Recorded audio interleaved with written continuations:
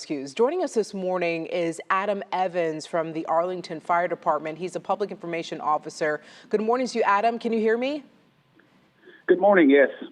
Tell us about last night. I saw quite a few accidents as I was driving into the station this morning.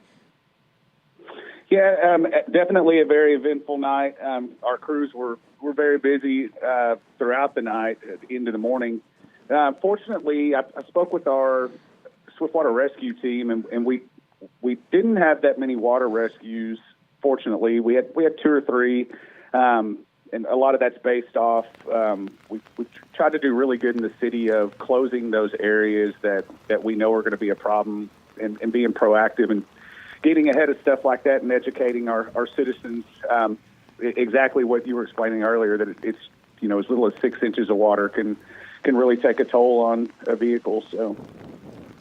It's severe weather season, right? We're still in the midst of it. What's your advice to drivers when they see some ponding on the roadway?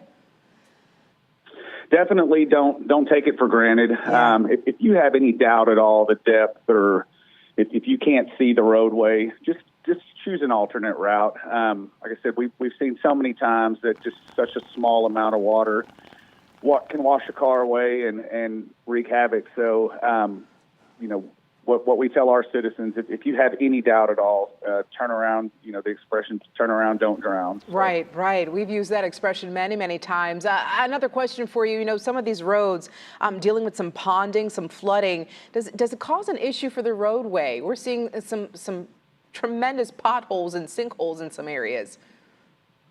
Yes, it does. And unfortunately, with all the construction going on in DFW, like, for example, here in Arlington, we're doing a lot of construction off of Interstate 20, and there's so much dirt work, and that turns to mud, and that mud gets into the roadways, which causes, a multitude of other problems. Yeah. So it's definitely a bad time for severe weather. It is.